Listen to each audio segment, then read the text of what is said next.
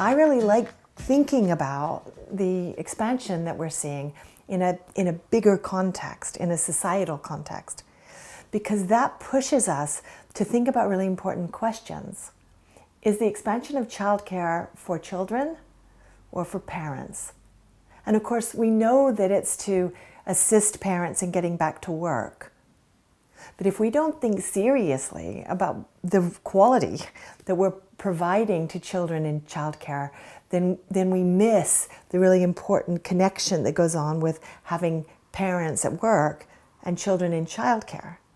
And that's really important because children spend their early years in childcare during the period of time in which their brains are developing more rapidly than they ever will again. So that means they really need high quality childcare. Because here's one of the things that's scary if we really get our eyes and ears around that idea.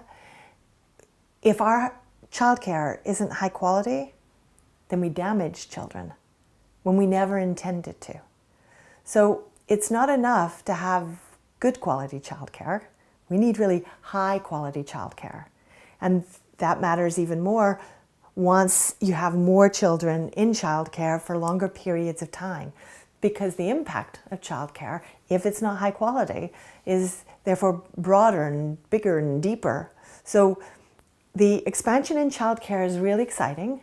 I'm delighted that our government is thinking more about what families need, but it means that we have to think even more about the quality of the childcare that we're offering, or it will have impacts societally and for the future that we never planned on and we never anticipated.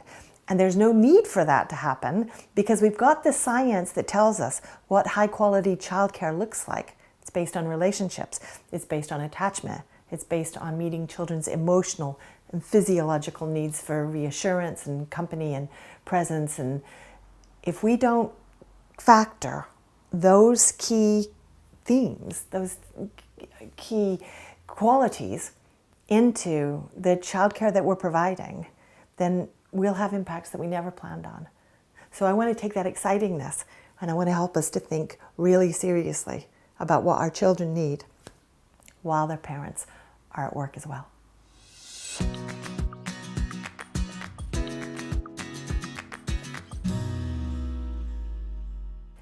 We live in a culture where it's normalized to take children to nursery, to group care.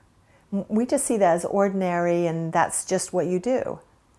But the science is helping us to think about the experiences and needs of individual children in a much closer way than used to be the case. And now we realize that many children are carrying much more stress than we realized. And so if you take a child who has a lot of stress and put them into a group setting that increases their stress, that may not be the best thing for them. And childminders are perfect for that because they provide much more one-on-one care. They provide small groups of children. And so if you have vulnerable twos, childminding settings may be the absolute best thing for them. And because they're vulnerable twos, that means they have a more stressful life or they wouldn't be labeled vulnerable. So it may be that thinking about vulnerable twos, for instance, a creative, attuned way to think about their childcare is that more of them might be allocated to childminding settings. And then when we think about it that way, childminders play a much more important role in the landscape of childcare than perhaps we think about them at the moment. It opens up the possibilities of matching children's needs to a wider variety of settings. And of course, one of the concerns at the moment is that not all local authorities are including childminding in their vision in an equal fashion. So one of my hopes is that we can reach more local authorities with an understanding of the science of attachment and brain development and really help them to think more creatively about what they have on offer to parents throughout their community. Because if we're not doing that, we're really not making use of the science in the way that we should be doing in 2017.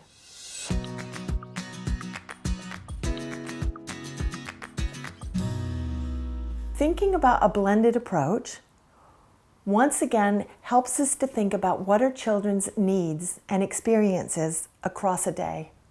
So a child could spend some of the day in a group setting and then spend the rest of the day in a closer childminder relationship.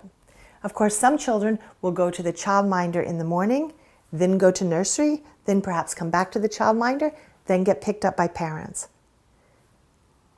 That's quite a full changing day.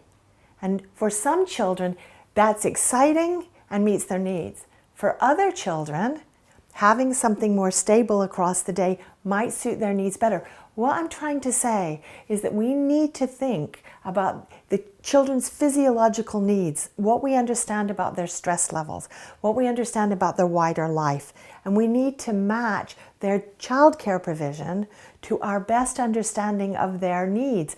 And having a variety of experiences, having a blended approach helps with that. If we're going to go with a blended approach across the day, then we also need to think about how many transitions a child has made.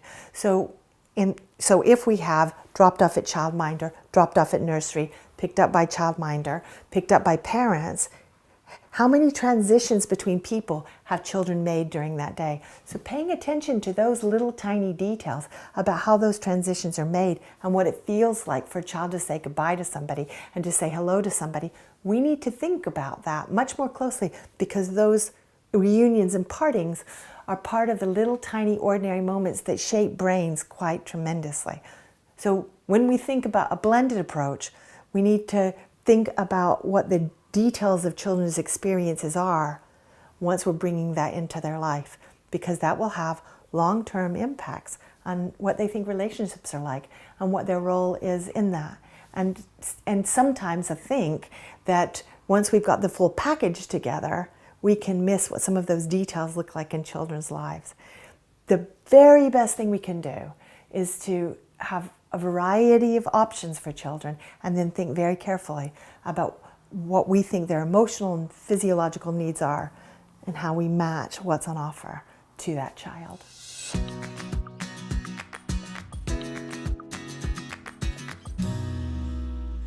Am I excited about the changes that are happening in the childcare sector? Yes and no. I'm excited if it helps us to think about children's needs, if that expansion is driven by children's needs and by families' needs. I'm excited if the expansion in childcare pushes us to think about that and how that links to the science that we now have about what they need. And then I'm excited, absolutely. If it doesn't do that, then I'm worried. Because if we see the expansion in childcare as about predominantly getting parents back into work, or expanding children's educational opportunities, then I'm not so excited. Then I'm more worried, because early years are about children getting their emotional selves together. It's built a really strong physiological infrastructure that helps you to be resilient and cope with life's challenges. And very often, our early years in childcare is seen through an educational lens. And I want us to see it through a mental health lens, or a well-being lens, or a play lens, or a relationship lens. And I'm worried that we tend to see it through an educational lens. So if we can step back from kind of a normalized approach, just more of the same, then I think we've got great opportunity. But now is the time to do that. And that's why it's important to bring childminders into the bigger landscape, which includes school nurseries and private nurseries, as well as childminders. We've got an opportunity to think about what children need and how can we match that to how can we match the provision to their needs. But we also have the risk of missing that opportunity. This is up to us. We have a great window, but that window is open now as we design the policy.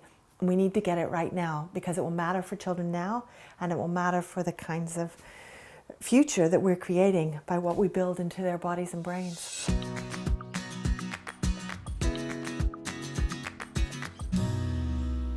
The childcare agenda is filled with people who are trying to do their best. That's government officials, national government, local authorities, childcare staff, parents. They're all trying to do their best. But let's think for a moment then about what happens with the money. So national government makes available money to support children and families in this expanded childcare landscape. And the money goes to local authorities. And local authorities then decide how to spend that money. So here's a key link in the chain. If local authority officers don't know enough about brain development and about attachment, then they can make spending decisions that aren't actually best for children, even though they were trying to do their best. And so the SCMA's own findings show that some local authorities are not including childminders in the thinking about provision because they have enough, perhaps, spaces in nurseries to provide for children. But if you have vulnerable children who need one-to-one relationships in smaller groups, then that means that in those local authorities, children don't have that available to them. And that damages children without anybody having intended to do that. So we need to have all local authority officers understand the science of brain development and attachment in making funding decisions. And it worries me that those findings show that it's not happening equally across local authorities. So one of the insights that SCMA's findings really give us, and we wouldn't have had those findings without SCMA, to show us what the equity across local authorities is in making funding available about childminders. That's why it becomes interesting to think about the new policies about whether funding should be child-led. So the government lets families decide what kind of, how they want to spend their money, what kind of provision they want. But then local authorities will feel very differently about the money because it isn't being filtered through them. That raises some really interesting questions about how we fund the expansion of early years. I know that is making some people uncomfortable, but I really relish that because I think that those are the kinds of conversations that we need to be having in this window of time that we have right now. This shouldn't be business as usual. We have an opportunity to think about across the whole of the country, what do our children need in the early years when their brains and bodies are most dependent on relationships and they are developing more rapidly than they ever will again. We need to have every single person that is making spending decisions about children understand that information and be sure that we are making decisions that we will be proud of in the future. Because if we don't think about that window right now, the risk is we will have missed that window and we will have had impacts we never intended. And our children will pay the price. And I don't want that for them. And I don't think anybody else involved in this discussion does either. But it means that we need courage to really think about what the science is telling us.